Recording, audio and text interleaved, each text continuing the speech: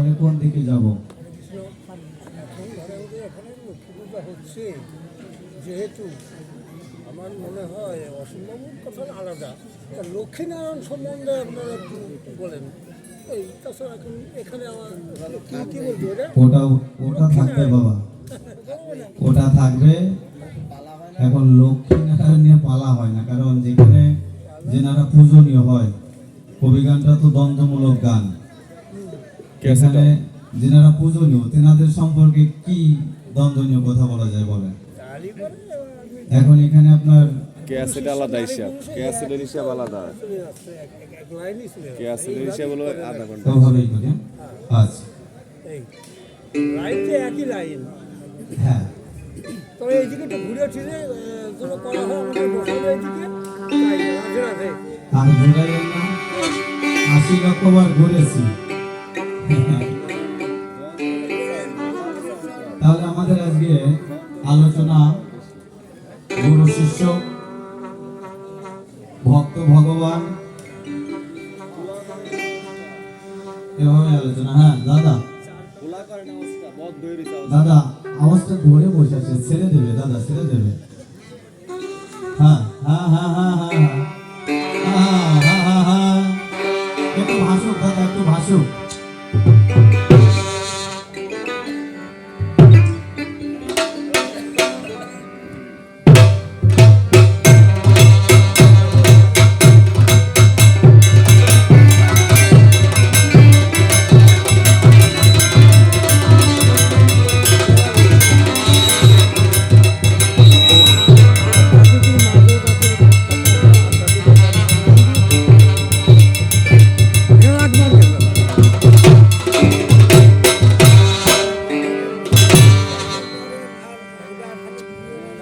আজকে আমরা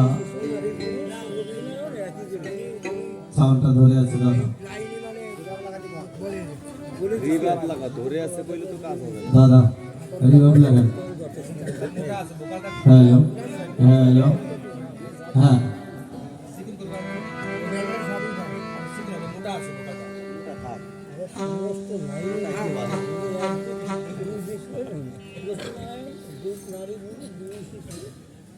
মা, আমরা 80 লক্ষ বার এসেছি জগতে। এই 80 লক্ষ জন্ম পরে আজ পরম দয়াল কৃপা করে আমাদের মানব আকার দিয়ে পাঠাইছে। 21,620 বারে মতান্তরে 600 বারে যে মানুষটা আমাদের ভিতরে যাতায়াত করে, এই মানুষটা যদি আসা যাওয়া বন্ধ করে দেয়, তাহলে এই দেহটা হয়তো শ্মশান ঘাটে, না হয় বাঁশ বাগানের নিচে, নতুবা থাকবে নদীর কিনারায়। এই মানব জন্মটাই মা দুর্লভ জন্ম। আজ আমরা এসেছি বিশ্ব স্বামীর সংসারে। এটা একটা নববৃন্দাবন। ভক্ত আর ভগবানের ভিতরে যে প্রেম হয় তাকে শান্ত প্রেম বলা হয়।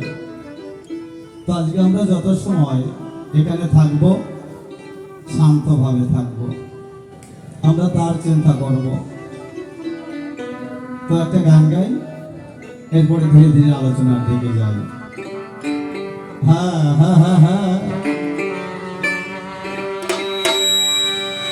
হ্যাঁ দাদা, এটা দিকে খেয়াল রাখতে হবে। ও সাধের জন্ম গেল,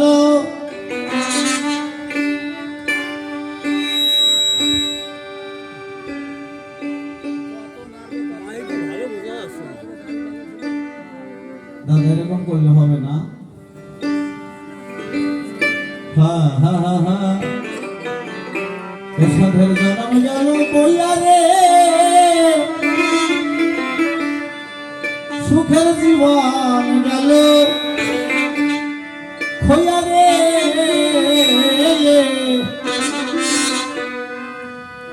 ওরে যা করবার তা এইবার করে সাধে জনম গেল খইয়া রে, সাধে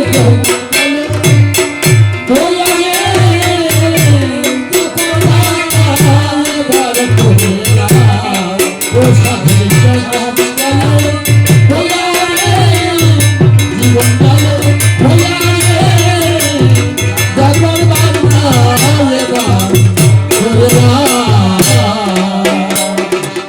তুই কবে পেতেছ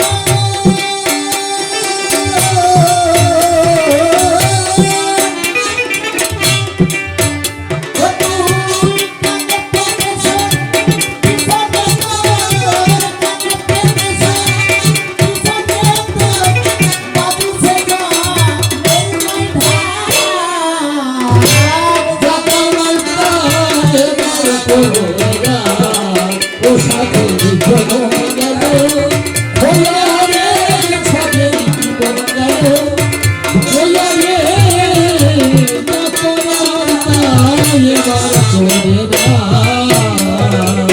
ওগো বাল্যকাল কেটে গেল তোর খেলাধুলাতে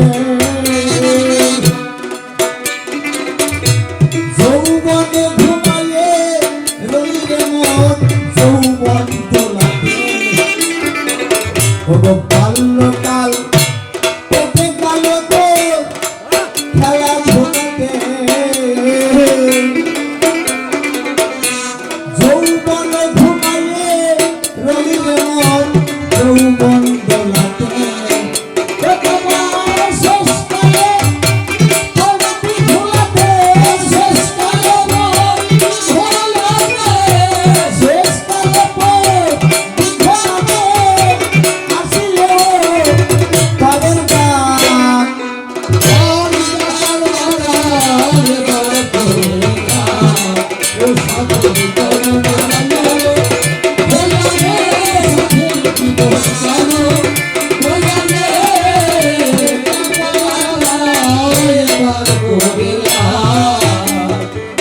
ওগো সোনার স্বপন দেখেছিস মন বাসনার বসে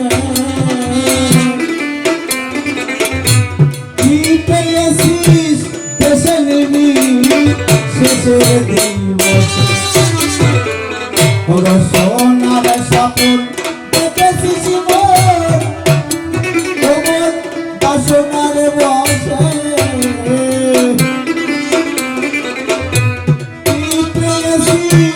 দেশে নিবি শেষের দিবসে ওলা তোমার নিজের কাছে বসে বসে নিজের কাছে বসে বসে হিসাব নিকাশ করে দেন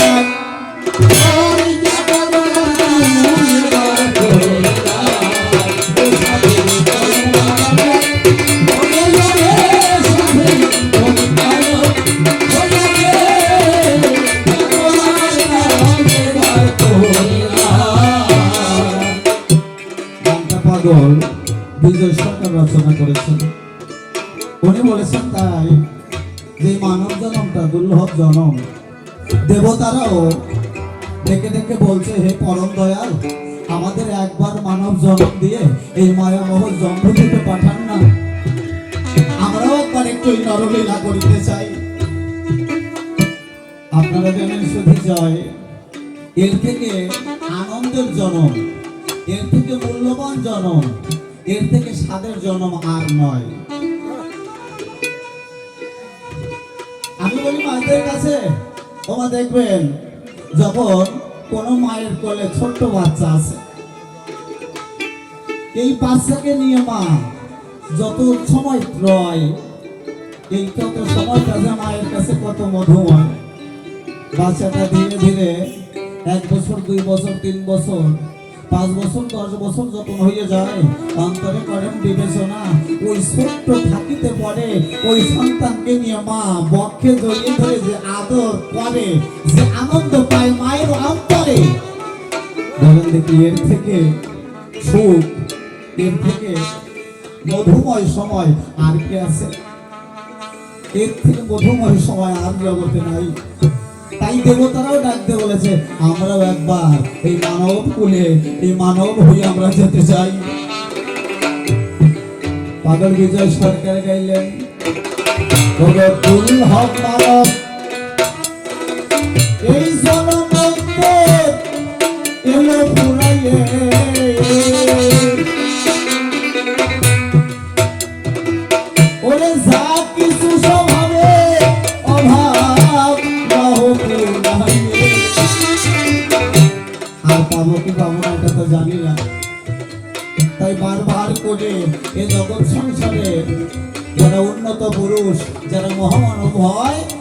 মানুষের কল্যাণ চায় তারা লিপিবদ্ধ করে নাকি রেখে গেছে আমাদের জন্যই বাবা। তাই বললেন ভুল হবে মানব জন্ম এলো ফুরাইয়ে, যা কিছু সব হবে অভাব লহ পুরাইয়ে।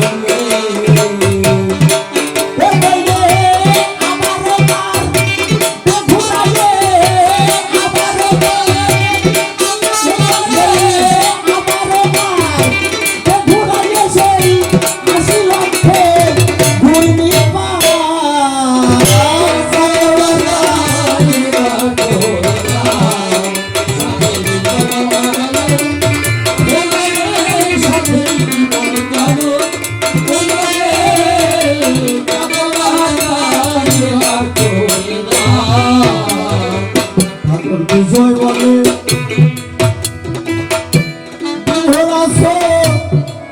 এই বিষয় বৈভবে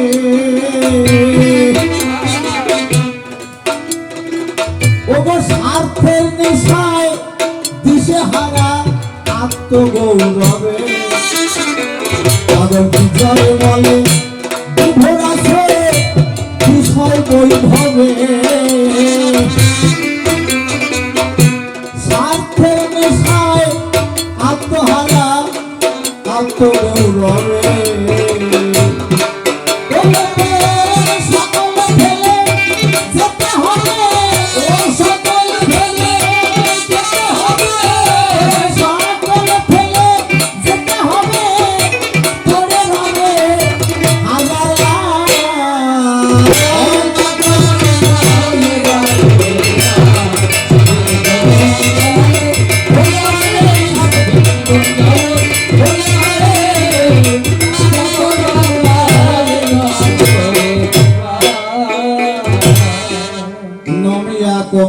দ্বিতীয় যার পরে নাই কেহ তাই কেহ স্মরণে করি বারংবার।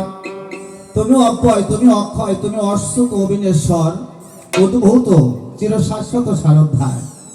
নমামি মা জন্মভূমি স্বর্গ হতে মহাদামী, সর্ব অগ্রে গণনায় প্রধানা। প্রথম নেমে এই ধরার কক্ষে ঠাই পেলাম মা তোমার এই বক্ষে, জীবনান্তেও হবে শেষ বিছানা। তারপরে পিতামাতা যুগলে বসাই হৃদ কমলে ভক্তি অর্ঘ পদে করি দান। কবি গৌরের সুশিক্ষার ফলে গাহি কাব্য গীতি মহিতলে গুরুজ্ঞানে নমামি মহান। তারপরে সে দেখি সভা পর্বে আপনারা প্রজ্ঞা বিদগ্ধ সুধি সর্বে আপনাদিগের চরণ তলে মাথা করি নত। এদিকে সতী সাধ্যি মাতৃজাতি ওমা যুক্ত করে করি প্রণতি, সুআশিস করিবেন সতত। আসলে বাবা আপনারা যেমন বিজ্ঞ শ্রোতা আমি নহি তেমন বক্তা, তত্রাচ সভার করে দিলাম দর্শন। থাকে এই কবির চিত্ত কল্প লোকে, এ সুযোগ পায় অল্প লোকে। যত জ্ঞানালোকে সাধনা করে তাদের সাধন লব্ধ ভাব আর শব্দ করিয়া সঞ্চয় করতে হয়, কিন্তু কবি কাব্যের আসরে অভিনয়। দেখেন বাবা বড় বড় কবিয়াল যারা ছিল কালের অতল গহ্বরে একে একে সবাই বিদায় নিয়ে চলে গেল। তবে বজায় রাখতে গেলে বাংলার এই কৃষ্টি অবশ্যই করতে হবে দুটো একটা নূতনের সৃষ্টি। তাই আপনাদের সুআশিস দৃষ্টি যদি আমার পরে করেন দান, আপনাদের সুআশিসের বলে দুই চার কথা হইলে হইতে পারে, নতুবা আমার মতো ছোট্ট বালকের মুখে কবি গান করা সম্ভব হবে কেন? পরবর্তী মাতা পিতা যারা আমার জন্মদাতা, যাদের অশেষ কৃপা বলে আমি আসিয়া এই ধরা পড়ে আজ কবি কীর্তন গান করে ঘুরে মরি ফলে বলে। পরে বন্দি গুরুর চরণ সঙ্গে থেকে জীবন মরণ, যে চরণে দিয়েছে মম পাপ দেহের ভার। ও দয়াল তুমি কথা নিও, সেদিন পাট ঘাটাতে দেখা দিও, অদম সুরঞ্জনকে করে দিও পার। বাণী বন্দনা করি শেষ বক্তব্যে করিব প্রবেশ, সবিশেষ সতীজন বসে আছেন তাই। আপনারা জানেন সতী চয় কবি গান হয় কেমন কায়দায়? একজন প্রশ্ন করে একজন সমাধান করে, এমনি করে গাইলে পরে কত সময় গাইলে পরে এক পালা কবি গান সাঙ্গ হয়। আমার মনে আছে ভাবো সবকিছু ত্যাগ করে মনোপ্রাণ ত্যাগ করে এবার বিষয়বস্তুর দিকে যাব। জানেন আপনারা সতীজনা ভূমিকা একটা গ্রহণ করতে হয় কি না? স্বনামে কখনো অভিনয় করা নাহি যায়। আমি খুলে বলি সবার ঠাই জাগতিক জগতে আমার একটা জায়গা আছে যেখানে আমি কয়েকটা দিনের জন্য এসে যত সময় আর কি গোবিন্দ রাখে তত সময় থাকতে চাই। তাই কথা বলা দরকার। আমার বাড়িটা হচ্ছে নড়াইল ডিস্ট্রিক্টে নড়াগাতি আমার থানা, পদ্মবিলা আমার গ্রাম। আমার নাম সুরঞ্জন সরকার। এ নাম পরিহরিবার ভূমিকায় একটা নাম গ্রহণ করি। বিপক্ষে থাকবে আমার ভগবান শ্রীকৃষ্ণ কানাই, আর আমার অন্তরে আছে ভাবো তারই একানিষ্ঠ একজন ভক্ত। আমি নারদ হয়ে আজকে তার কাছে কিছু কথা জিজ্ঞাসা করে যাব। কারণ আপনাদের আছে জানা, এই নারদের নামটা নিলে পরে 60 যুগ ধরে আলোচনা করা যায় বিচারে, কোথাও বাধা বিপত্তি থাকে না। কারণ আপনারা জানেন শুধু চাই এই 60 যুগেই নারদ রয়। এই কারণে তারে বলি কথা আপনাদের ধারে আজকে কিন্তু ভূমিকায় আমি নারদ মুনি হই। আছে মনের ভাবো, বিপক্ষে ভগবানকে পাবো, কয়েকটা কথা তার কাছে জিজ্ঞাসা করব, এটাই কিন্তু আমার মনের অভিপ্রায়, আপনাদেরও জানাই। খুলে বলি সবার পরে, এবার এই নারদ কে বাবা? ব্রহ্মা সর্বপ্রথম 10 জন মানুষ পুত্র সৃষ্টি করে। এই 10 জনকে, এই 10 জন হচ্ছে মরিচি, অত্রি, অঙ্গিরা, পুলস্ত, পুলহ, ক্রতু, বশিষ্ঠ, ভৃগু, আর একজন হচ্ছে নারদ। এই ব্রহ্মার প্রথম যে 10 জন সৃষ্টি করে, এই 10 জনের সর্বকনিষ্ঠ জন যেজন হলো আমার নাম, আজকে সেই নাম নেওয়া ভালো। পরিচয় দিলাম সবার পরে, আমার পিতা কিন্তু ব্রহ্মা, আপনারা জেনে রাখলেন বিচারে। এবার আমি কিন্তু কৃষ্ণ নাম করি সর্বদার জন্য। খুলে বলি আপনাদের কাছে, তাই এই কৃষ্ণ নাম যে আমি এমন ভাবে করি, মা আমার 1 সেকেন্ড সময় নাই, মানে নাম ছাড়া আর 1 সেকেন্ড সময় নাই। অন্য কর্ম করতে গেলে পরে 1 সেকেন্ড 1 মিনিট সময় লাগে বিচারে, অন্তরে করেন বিবেচনা। এই কৃষ্ণ নাম আমি এমন ভাবে করি কি না, তাই আমার 1 সেকেন্ড বাইরের চিন্তা করার সময়ও নাই। যার কারণে আমি নারদ এখনো বিবাহ করতে পারি নাই। কি দুঃখ চিন্তা করেন মা, মানে বিবাহ করতে গেলে একটু সময়ের প্রয়োজন না, এই সময়টুকু না আমার কাছে নাই। আমি এমন করে কৃষ্ণ গুণগান গাই। আপনারা জানেন নারী নরে যে আমাদের পাশাপাশি আমরা যারা বসবাস করি, যেমন দেখা যায় হিন্দু সম্প্রদায়, ইসলাম সম্প্রদায় আর খ্রিস্টান পাই, তাই না বাবা? আমাদের এই 3টা সম্প্রদায়ের 3টা প্রামাণ্য গ্রন্থ আছে। আমি বলি আপনাদের কাছে, আমাদের আছে কি বেদ, মুসলমানদের আছে কি কুরআন, আর খ্রিস্টানদের রয়েছে বাইবেল। আপনারা জানেন শুধু চাই এই কিন্তু প্রামাণ্য গ্রন্থ, এই প্রামাণ্য গ্রন্থকেই কিন্তু অনুসরণ করতে হয়, তাই না বাবা?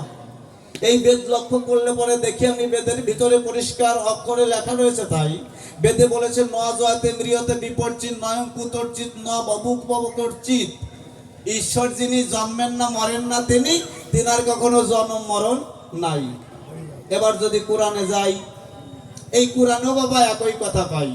কোরআনে বলেছে কুল হু আল্লাহু আহাদ আল্লাহু সামাদ লাম ইয়ালিদ ওয়ালাম ইউলাদ ওয়ালাম ইয়াকুল লাহু কুফুয়ান আহাদ। একই কথা আমরা পাই। যদি এবার দেই কোরআন ছেড়ে যাই বাইবেলের ভেতরে, এই বাইবেলও পরিষ্কার করে দিয়েছে ঘোষণা, আপনাদের না জানালে হবে না। বাইবেলে বলেছে there is no God except almighty God, God is no almighty. ভেবে দেখেন নারী নরে, এই 3টা প্রামাণ্য গ্রন্থের ভিতরে আমরা একই কথা পাই। আল্লাহর জন্ম মরণ নাই, গডের জন্ম মরণ নাই, ঈশ্বরের জন্ম মরণ নাই, তাই না বাবা? এবার যদি আমরা ভাগবতের ভিতরে যাই, এই ভাগবত এলে পরে জানেন আপনারা নারী নরে, এই ভগবান শ্রীকৃষ্ণ ওনার জন্ম দেখতে পাই আর মরণও দেখতে পাই। তাহলে এখানে একটু 2 রকম পাই। কথাগুলো উত্থাপন করি কিসের তরে, ছোট্ট করে বলি আমি আপনাদের ধারে। আপনারা জানেন এই বিশ্বের গায়ে প্রতিটা মানুষ এক একজন গুরুর কাছে, কিন্তু গুরুর চরণে তার এই দেহটাকে দিতে হয়, নাকি আত্মসমর্পণ করিতে হয়। এখন বলেন তো, যদি কোনো ব্যক্তির সম্মুখ পড়ে তার গুরু নিন্দা কোনো জনাই করে, আমার কাছে বলেন দেখি এ জগতের গায়ে গুরু নিন্দা সবকিছু সহ্য করা যায়, গুরু নিন্দা কি সহ্য করা যায়? এটা যায়? কখনো সহ্য করা যায় না। আমার কাছে বলেন দেখি, আমার সম্মুখ পড়ে যদি কৃষ্ণের কথা কেউ একটু খারাপ বলে, আমি সহ্য করতে পারি? তাই আজকে মনে আছে ভাবো, আমি তো সমাধান জানি না, আমি তো তার সন্তান, আমি জীবার সে পরম। আজকে তার থেকে এই কথাগুলো জেনে নেব, কারণ আমার মনে এই ভাবনা রয়েছে। তাই আজকে যে সব প্রশ্নের সম্মুখীন আমি লোকের কাছে হই বাবা, এই প্রশ্নের জবাবগুলো জানলে পরে তখন একজন প্রশ্ন যদি আমায় করে, তাকে আমি উচিত জবাব দিতে চাই। তাই ভেবে দেখেন নারী নারে, বেদের পাতায় আমরা কিন্তু ভগবান শ্রীকৃষ্ণের মৃত্যু বা জন্ম কোনোটা পাই না চরাচরে, কিন্তু যদি আমরা এই ভাগবতের ভিতরে যাই, ওনার জন্ম আছে, মরণ আছে। কত লোকে এই নিয়ে সমালোচনা করছে, আমার ভালো লাগে না। আরো কি বলে জানেন? বলে এই যে কৃষ্ণ, এর অভ্যাস মেলা ভালো না। এ ভালো না অভ্যাসটা কি? বলে এই কৃষ্ণ এ ননি চুরি করে, এ চোর। ওমা কন্ত, যদি আমার সম্মুখ পরে চোর বলে কৃষ্ণরে, আমি সহ্য করি কেমন করে? আরো ডাকতে বলে অনেকে, তাই যে দেখো এ খালি ননি চোর না, এ শাড়ি চুরিও করে, এ শাড়ি চুরিও করে। কেমন করে করে, কোথায় করে জানেন? ওই যে নারী নরে যখন স্নান করতে যায় যমুনার ভিতরে, তখন কিন্তু ওই গোপীদের এই বসনগুলো নিয়ে উনি বৃক্ষের শাখায় বাঁধিয়ে রাখে। তাই আমার কাছে বলেন দেখি, এই যে ননি চুরি, এই যে শাড়ি চুরি, এই যে জন্ম নিয়ে মারা যায়, এত কলঙ্ক যদি থাকে আমার কৃষ্ণের গায়ে, আর মানুষের যদি এই কথা বলে সব সময়, আমি বলি আপনাদের কাছাকাছি, তাই আমার সহ্য করার কায়দা নাই। তাই গোবিন্দ তোমার কাছে জানিতে চাইবে, এই যে তোমার জন্ম পাই ভাগবতের ভিতরে, মরণ পাই, এই জন্ম নিয়ে মরো কেন? নরি চুরি করো কেন? শাড়ি চুরি করো কেন? আমি তোমার কাছে পরিষ্কার করে জানতে চাই। সুন্দর করে জবাব দিতে হবে। এই আমার প্রথম কথা গেল হইয়া, কার্য নাই আর এদিক কইয়া। এবার অন্তরের বাবু একটু সামনের দিকে যাব। আপনারা জানেন বিজ্ঞজনা, এই যে কুরুক্ষেত্রের যে যুদ্ধ হলো কিনা, এই যুদ্ধে নাকি ভগবান শ্রীকৃষ্ণের পক্ষপাতী রয়েছে। এই ভগবান শ্রীকৃষ্ণের পক্ষপাতী রয়েছে। কত মানুষ কত রকম কথা বলেছে। তাই এই কুরুক্ষেত্রের যুদ্ধ হলো, ভগবান শ্রীকৃষ্ণ সে যদি বিশ্বপিতা হয়, কথা বলছি ভালো, তাহলে পঞ্চ পাণ্ডবের পক্ষে সেজন কেন গেল? এই শতপুত্রকে কেন মেরে ফেললো? তাদের বংশে বাতি দিতে কেউ নাই। তাহলে কৃষ্ণর গায়ে এই পক্ষপাতী দোষে দুষ্ট কৃষ্ণকে করে। জানেন আপনারা নারী নরে, আঘাত লাগে আমার অন্তরে। ঠাকুর তুমি আমার কথা লও, এই যে কুরুক্ষেত্রের যুদ্ধ, এই যুদ্ধ তুমি পক্ষপাতী কেন করলে? পঞ্চ পাণ্ডবের কিছুই হলো না, শত ভাইয়ের কেউ এ জগতে রলো না, এই যুদ্ধটা তুমি করাইলে কেন? পরিষ্কার করে একটু বুঝাও। কথা দুইটা হয়ে গেছে। আমি বলি আপনাদের কাছে আর একটা কথা বাকি আছে। বাকি রয়েছে কি বাবা? যে কোনো জিনিসের একটা নিয়ম আছে না? একটা নিয়ম করা হয়। এখন ওই নিয়ম যদি কেউ ভঙ্গ করে, তাহলে সেইটা কি বলে ওই নামটা দেওয়া যায় বলেন তো? যে নিয়ম ভঙ্গ করে, নিয়ম ভঙ্গ করলে অনিয়ম হয়। এখন অনিয়ম করলে পরে এতে দোষ হয়, এই দোষের পরে পাপ হয়, এই পাপের পরে সাপ হয় নাকি? হ্যাঁ হয়তো, কারণ একটার পরে একটা হয়। জানেন আপনারা বিজ্ঞতায়, যেমন ওই বিন্দুতে বিন্দুতে সিন্ধু হয়। একটু একটু একটু একটু একটু একটু করে পাপ জমা হতে হতে হতে হতে এক সময় মানুষ কিন্তু চরমে পৌঁছাইয়ে যায়। তখন খুলে বলি সবার ঠাই, তখন কিন্তু দেখা যায় তার বাঁচা দায় হয়ে যায় রে ভাই, নাকি? এমনটাই হয়। আমি বলি আপনাদের কাছে, এই কুরুক্ষেত্রের যুদ্ধ শুরু হবে, এর আগে একটা নিয়ম তৈরি হয়েছে। কি হয়েছে? যে যেজন ধনুকধারী, তার সঙ্গে একজন ধনুকধারী যুদ্ধ করবে। মানে যেজন গদা নিয়ে আসবে, তার সঙ্গে একজন গদা দিয়ে যুদ্ধ করবে। আর একজনের সঙ্গে একজন যুদ্ধ করতে হবে। তাই পিছন দিয়ে আঘাত করা যাবে না। এই সমস্ত কিন্তু যুদ্ধের নিয়ম। কোনো নারী যুদ্ধক্ষেত্রে প্রবেশ করতে পারবে না অস্ত্র ধারণ করে। সমস্ত নিয়ম নির্ধারণ করা হলো। এরপরে যুদ্ধ শুরু হলো। এবার বাবা একটা জায়গায় আছে না, যে একটা ছেলেকে সপ্তরথীতে ঘিরে একটা ছেলেকে আঘাত করতেছে। ছেলেটাকে গন্ত অভিমন্যু। তাহলে এটা যদি নিয়ম মানা না হয় তাহলে এটা অধর্ম হয় না? নিয়মটা মান্য করেছে প্রথম, কিন্তু পরবর্তীতে নিয়ম ভেঙেছে, তাহলে এটা অধর্ম হয়েছে। বাবা, যেখানে রক্তের নদী বয়, যেখানে হানাহানি, যেখানে মারামারি, ওই জায়গাটা তো মনে হিংসা নাকি? যখন হিংসা এলো, তখন রাগ হলো, তখন কিন্তু অস্ত্র তুলে নিল, তখন কিন্তু আঘাত করলো, রক্তের নদী বইয়ে গেল। জানেন আপনারা বিজ্ঞদয়, এই কুরুক্ষেত্রের যুদ্ধটা যেখানে হয়, জায়গাটার নাম কি? কুরু রাজার ক্ষেত্র, যে কারণে কুরুক্ষেত্র হলো। কিন্তু এই গীতায় এটাকে ধর্মক্ষেত্র বলে পরিচয় দিল। এখন আমার এখানে একটু জানার বিষয় কি বাবা, যেখানে হিংসা রয়েছে, হয়তো হিংসার ক্ষেত্র হোক, আর না হয় যেখানে অধর্ম হয়েছে, নিয়ম ভাঙিয়েছে, অধর্ম হয়েছে, নাম অধর্মের ক্ষেত্র হোক, আর না হয় কুরু রাজার নামে জায়গাটা রয়েছে, কুরুক্ষেত্র হোক। খুলে বলি, সবার ঠাই না হলো অধর্মের ক্ষেত্র, না হলো হিংসার ক্ষেত্র, না হলো রণক্ষেত্র, না হলো কুরুক্ষেত্র, এটাকে ধর্মক্ষেত্র কি কারণে বলা হলো আমি পরিষ্কার করে জানতে চাই। এগুলো হওয়ার কত যুক্তি আছে যে অধর্ম ক্ষেত্র কেন হয়েছে, এ কারণে অধর্ম ক্ষেত্র হয়েছে, এগুলা হয়েছে তাই। কিন্তু এর একটাও নাই, সবগুলো বাদ দিয়ে আমি বলি আপনাদের কাছে, ওখানে বলেছে ধর্মক্ষেত্র। এখানে ধর্মটা কে পালন করছে আমি একটু জানতে চাই।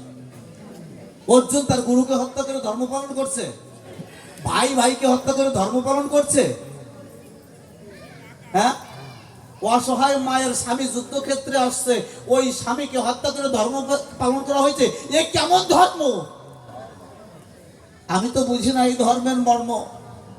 কথা তিনটা বলা হয়ে গেল, আর কথা না বলা ভালো। প্রথমবারে করি বিবেচনা, আর একটা গান দিয়ে প্রথমবারে আমি যাব আসর ছেড়ে, দেখি আমার কৃষ্ণ কি বলে এসে আসরে, এরপরে তার সঙ্গে আমার হবে বিস্তারিত আলোচনা। আজকে আপনারা বসে থাকবেন না মা, দেখেন আলোচনা এটা যত গভীরে যাবে, যত রাত্রি গভীর হবে, আলোচনাও কিন্তু তত গভীর হবে। কেমন জানেন, ওমা পীতম্বর নাম করে একটা মানুষ ছিল একটা গ্রামের ভিতরে, বড় কত জানেন, এত বড় মদ্য। তাই এই পীতম্বর 14 একটা জাল নিছে, সব জায়গায় প্রচার হয়ে গেছে যে আগামী দিন পীতম্বর 14 জাল খেপ দিবে। এখন সবাই মনে মনে ভাবে, তাই পীতম্বর এত বড় পুরুষ রে ভাই, ও যদি 14 জাল খেপ দেয়, এটা না দেখে আর উপায় নাই, এটা দেখতেই হবে। এটা দেখবার আশা করে নদীর দুই পারে কিন্তু মানুষ জড়ো হয় একেবারে।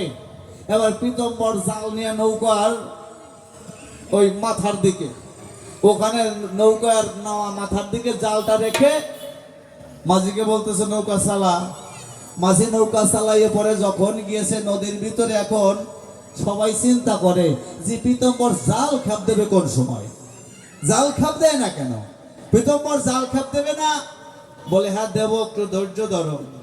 পীতম্বর গিয়ে নদীর মাঝখানে ওই জালগুলা ধরে ধরে নামাই রাখতেছে বাবা। এখন সবাই মনে মনে ভাবে, তাই ও পীতম্বর জাল খ্যাপ তো অনেক ভাবে দেখেছি, তুমি যেভাবে জাল খ্যাপ দিচ্ছ এমন জাল খ্যাপ তো দেখি নাই। ও পীতম্বর করো কি, এমন জাল খ্যাপ তো দেখি নাই, ও তো জাল নামাই রাখতেছো। বলে আমার কাজ আমি করতেছি, জালে কি বসে থাকবে? আমার কাজ আমি করতেছি, জালে কি বসে থাকবে? ও যত তলাবে তত মেলাবে, যত তলাবে তত মেলাবে। আমি বলি আপনাদের কাছে, দেখবেন রাত্রি যত বেশি হবে আলোচনা তত গভীরে যাবে। তাহলে আর একটা গান গাই, এরপরে ধীরে ধীরে প্রথমবার আসর চলে যাই।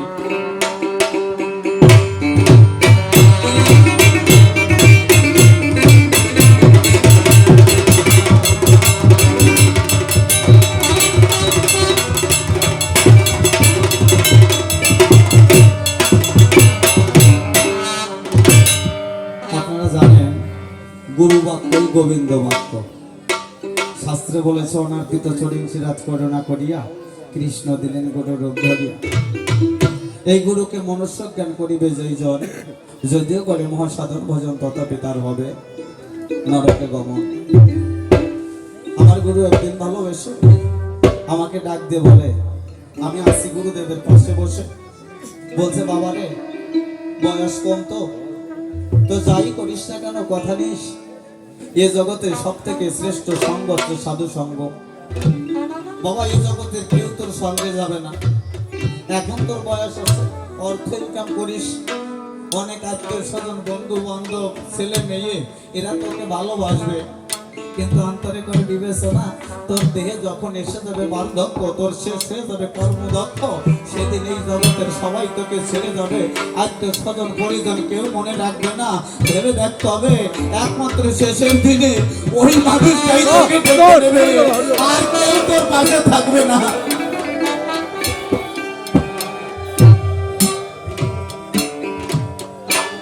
বয়স কম হলে কি হবে বাবা? পড়তের কম পড়ি নাই, একাধিকবার পড়েছি, বলি আপনাদের কাছাকাছি মা হারিয়েছি, বাবা হারিয়েছি, গুরু হারিয়েছি, আপনজন বলতে জগতে আপনারা ছাড়া আমার আর কেউ নাই, আপনারাই একমাত্র আপন আছে। তাই আমার গুরুদেব বলেছে বাবা যেখানে যাবে সেখানে তোমার মুখ্য উদ্দেশ্য থাকবে সাধু সঙ্গ করার, এই সাধুর চরণ ধুলি নেবার। কারণ করো বিবেচনা, এই সাধুর চরণ ধুলিতে যে কত শক্তি পেয়েছে এটা যারা জানে তারা জানে, আর যারা জানে না তারা জানে না। তাই আমার গুরুদেব গাইলেন, ওরে আমার জীবন যাবার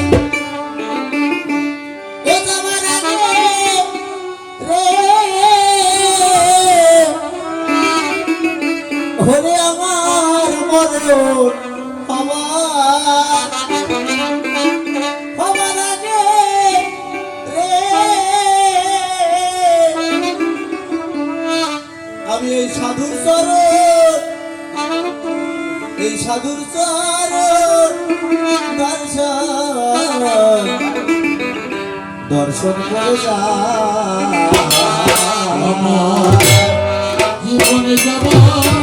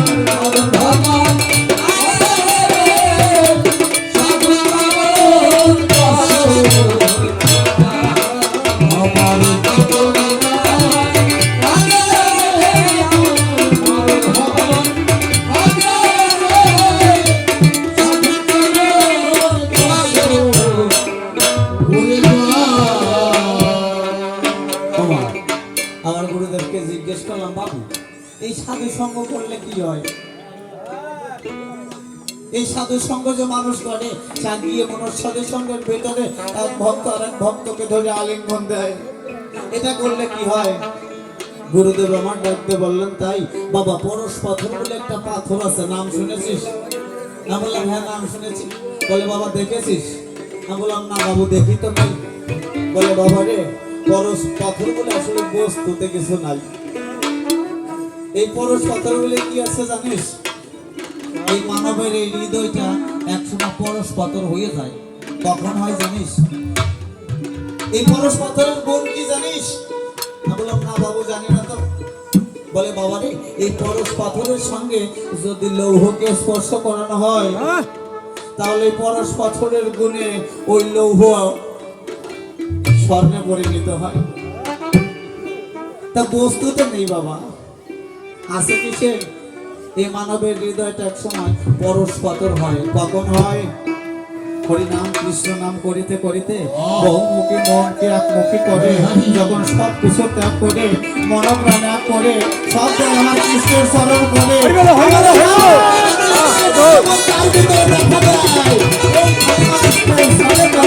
আমাদের চৌক ছড়ে, তার এই দেহটা পরশ পাথর হয়ে যায়। এমন মানুষ যদি কোনো সাধু সঙ্গের ভিতরে বসে, ওই মানুষের সঙ্গে যদি কোনো মানুষ পরশ দিতে পারে, ওই যে যেমন লহা সোনা হয়ে যায়, পাপি দেহ হলেও পড়ে। আমি বলি তোর দোষে ওই মানুষের পরশে তার সমস্ত পাপ চঞ্চলতা দূরীভূত হয়ে তার আনন্দের দেশে বাস করে। অন্তিমকালে নিজ হাতে বৈঠক হয়ে ওই মানুষকে কাজ করে দিয়ে রাখে।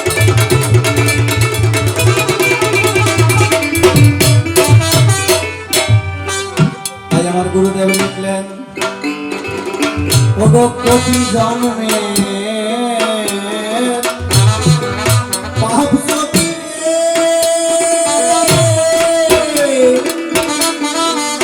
পাপ যদি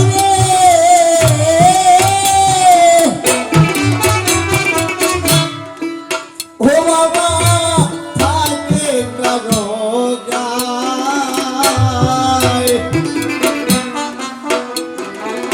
হলে করলে একবারে সাধু সাধু সঙ্গরে কোথায় সকল পাপ দূরে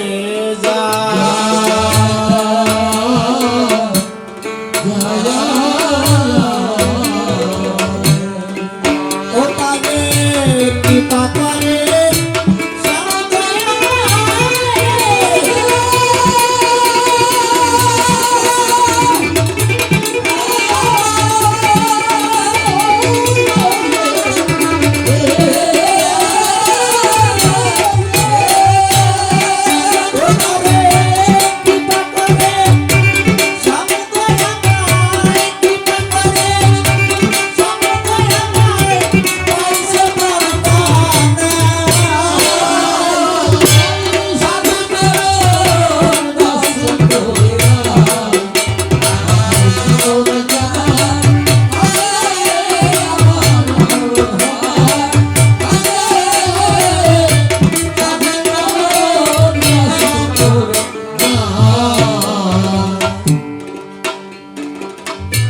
গৌর বলে এ মানব জনম আমার, এই জনম আমার গেল আকার।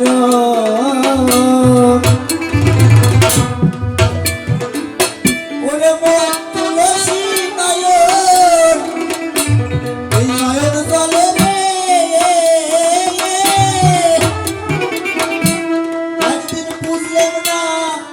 সাধুরে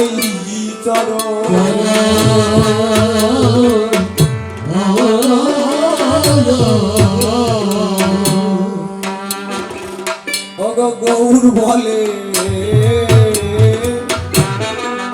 মানব জনম আমার,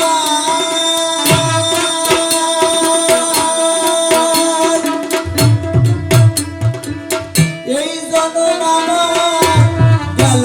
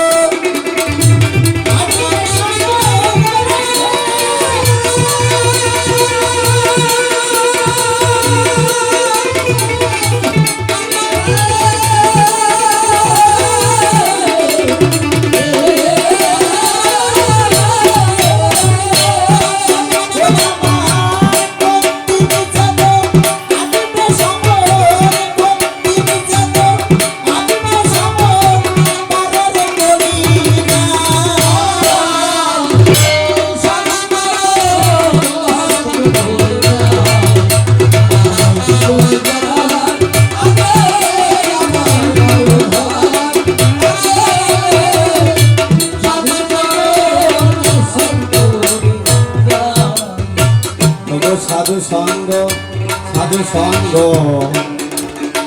বাবা সর্বশাস্ত্রে কয় অল্প মাত্রই সাধু সঙ্গ তার সকল পাপ দূরে যায়। এই সাধুর কৃপা পেলে পরে জানেন বিজ্ঞজনা এই জগতে তার আর কোনো কিছুর অভাব তো থাকে না। বাবা প্রভাতে উঠে যদি কোনো জনা বৈষ্ণব দর্শন করে আমার দিনে দিনে দিনে দিনে তার পাপ যায় রে ভরে। এই বৈষ্ণব দেখে যদি কোনো জনা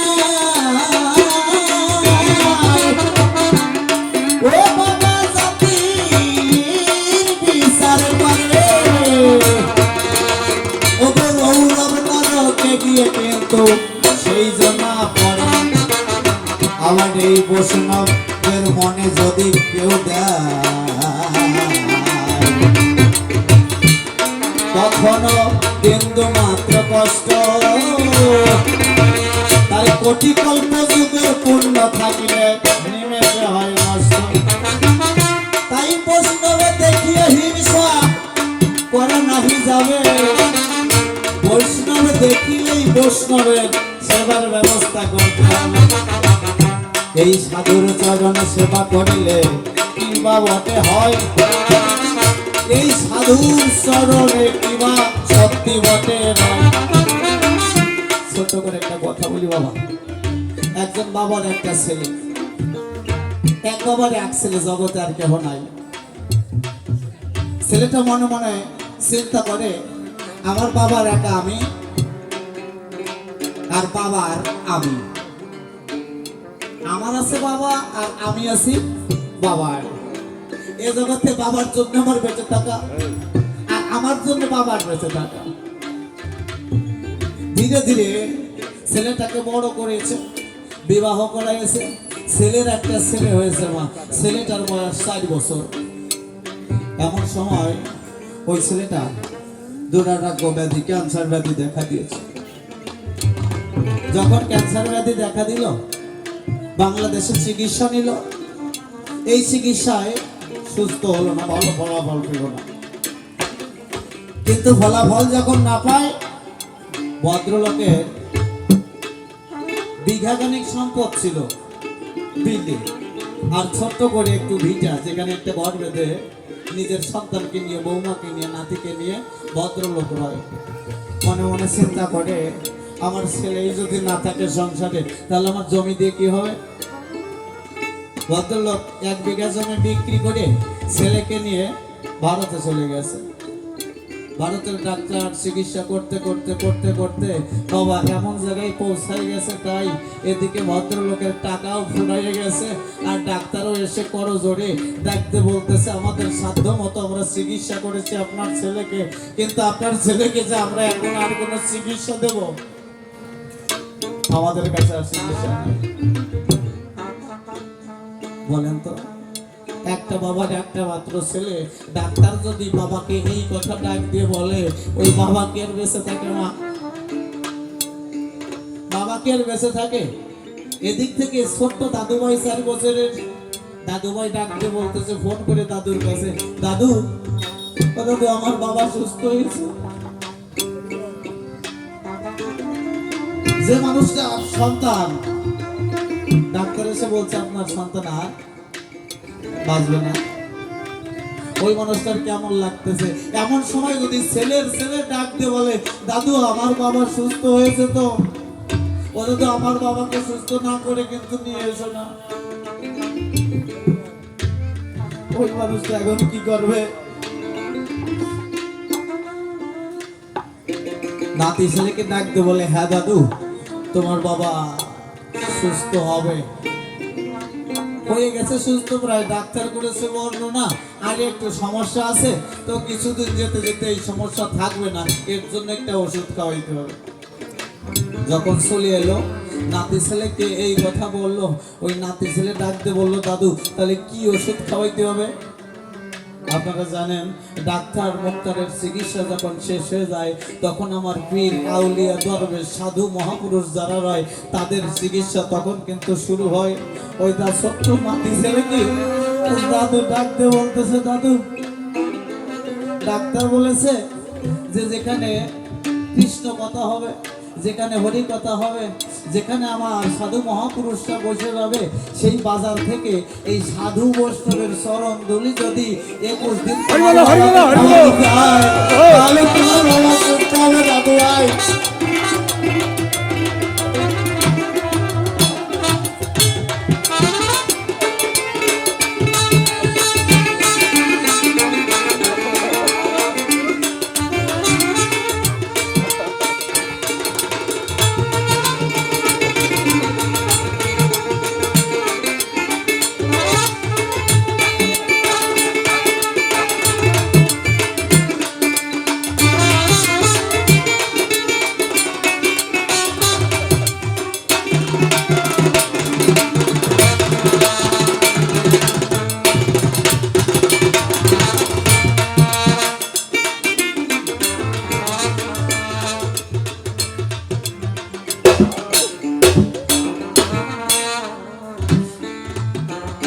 মা যে কি সম্পদ, বাবা যে কি সম্পদ, এটা যারা হারিয়েছে তারাই জানে। মা ওই ছোট্ট ছেলে ও সব কিছু ভুলে ও লক্ষ্য রাখে কোথায় হরি কথা কৃষ্ণ কথা হয়, যেখানে হরি কথা কৃষ্ণ কথা হয় সেখানে যায়। সম্মুখ দিয়ে যেসব বৈষ্ণব বাবারা বসে রয়, ওই ছোট্ট ছেলে একটা স্টিলের গিলাস দিয়ে ওই বাবাদের পায়ে হাতটা নিজের ডলা দিয়ে ওই গিলাসে এভাবে ডলা দেয়। ভক্তি ভরে ছোট্ট ছেলে চোখের জল দিয়ে ছেড়ে নিজের বাবাকে বাঁচাবার করে।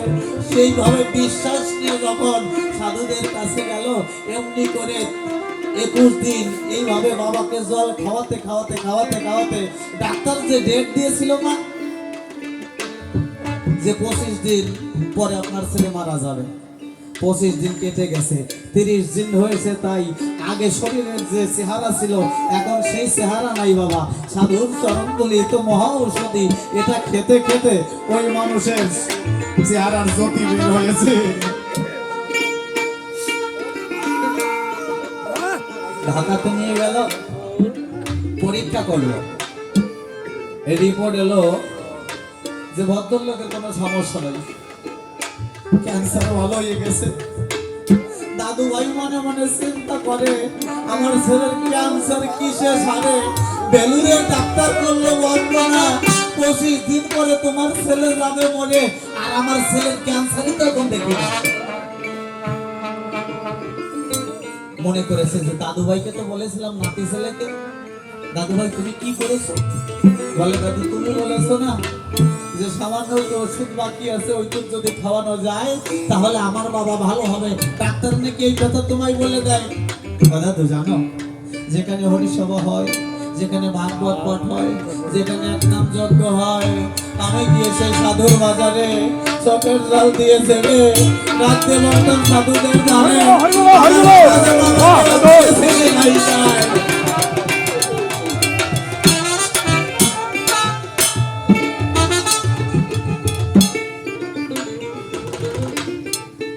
নাতি ছেলেকে জড়িয়ে ধরে আজ দাদু ভাই বলছে, চল তো দাদু ভাই, তুই কোন জায়গার থেকে এই মহা ঔষধি বলি আমিও তোর সঙ্গে সেখানে যেতে চাই।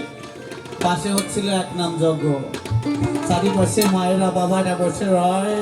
ওই আসরে গিয়ে পড়ে ওই ছোট্ট নাতি ছেলে দাদুর হাত ধরে আসরের ভিতরে গিয়ে বলে, দাদু ভাই এই যে আমার বাবাকে বাঁচানোর ওষুধ আমি এইখান থেকে পাই।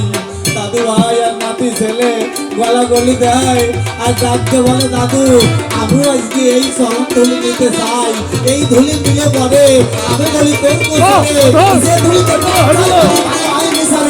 এই ধুলিতে সমস্ত কিছু হতে পারে। আয় দাদু ভাই আমরা চরণ ধুলি নেব। তাই ডাকতে বলে, আয় দাদু ভাই নেব ভক্তের চরণ ধুলি।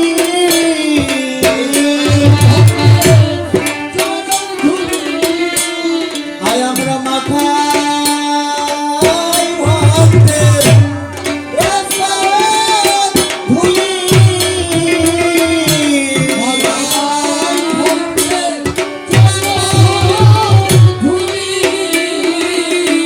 এই চরণ ধুলির জন্য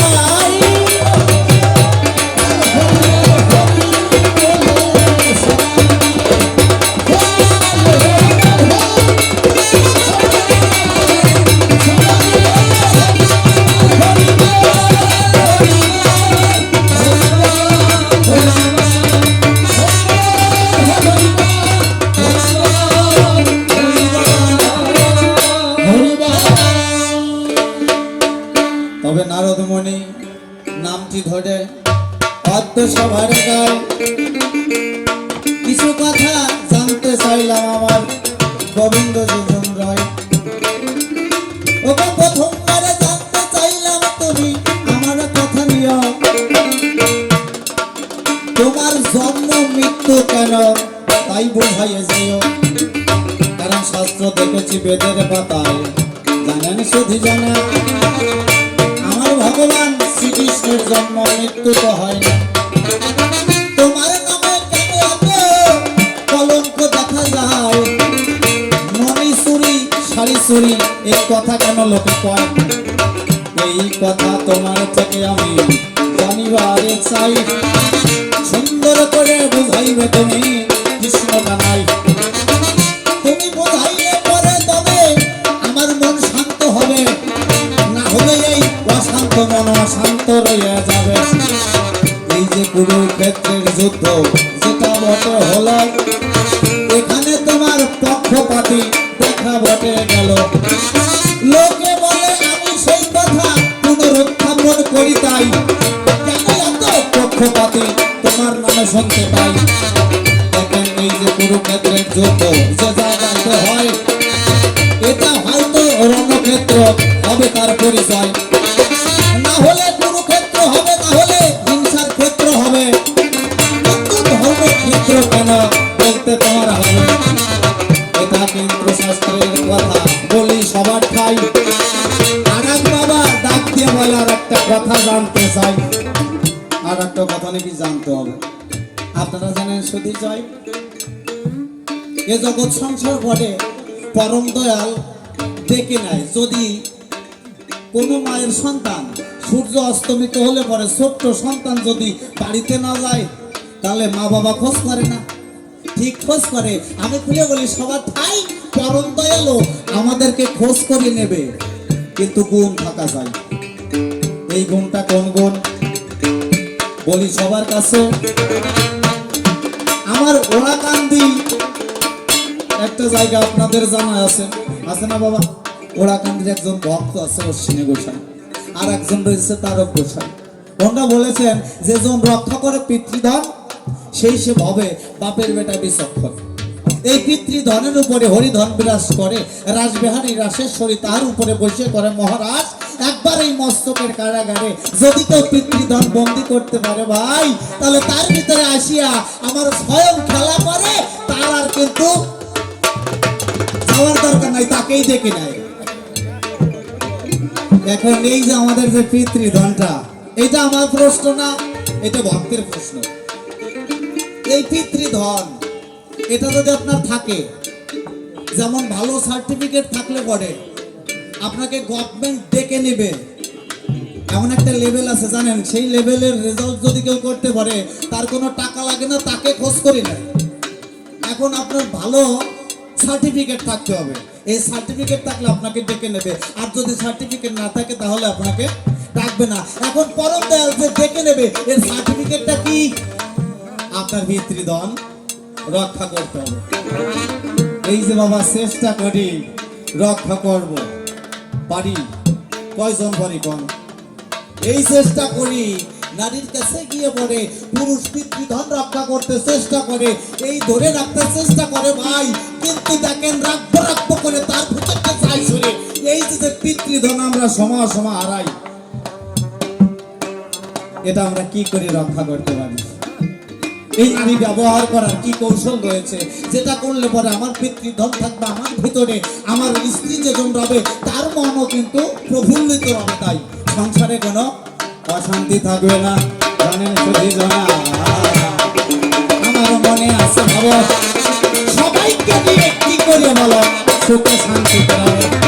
এই আমার চতুর্থবারের কথা হয়ে গেল, তবে প্রথমবারের আসর আমার শেষ করা ভালো। প্রথমবারের রসিকতা তারে আর বলবো না, আমি ছেড়ে দিয়ে যাবো আমার তত্ত্ব আলোচনা। দেখিয়েছে সবার বলে তিনি কিবা কথা কয়, কোন ভাবের ভাবধারা ধরি দিয়া লয়, তাহার ভাবের ভাব মিলাইয়া বলতে হবে ভাই। এই তো বাসনায় আছে আপনাদের জানা, হাত হইতে লাঠি যদি ধরাই পড়ে যায়। তেমনি মতো পড়লে হগো দ্বন্দ্ববোধক কয়, দ্বন্দ্বের মতো আর পড়তে পারলাম কই, দ্বন্দ্বের মতো আর হতে পারলাম কই। আমার গুরু গৌরাঙ্গ সরকার কদম বাড়ি বাস, আমি হইতে পারি নাই গুরুর দাসের দাস। এসো গুরু কল্পতরু দিও না মরে ফাঁকি, গর্বি পদে পড়িয়া গুরু আজ তোমারে ডাকি। রসনাতে রসরাজ পাশালি যোগাও, এই অধমের দিকে গরু ফিরে ফিরে যাও। গুরু যদি আমাকে কিবা বটে করে জানি, বক্তৃতা দিতে পারি হাজারে হাজারে। এদিকে বিক্রি বড় বড় গাল, ভক্তি দিলাম মনে ভিতা কেন পাই। এদিকে মাতৃত্ব যারা বড় গেলে ভক্তি দিলাম আমি মাতৃত্ব জলে দিতে হবে বিশ্বতা। এই পর্যন্ত আমার ভাব সঙ্গ হলো। যার যার ইষ্ট দেবতা প্রীতে দুই বাহু উত্তোলন করে একবার বাবারা জয়ের বোনের মায়েরা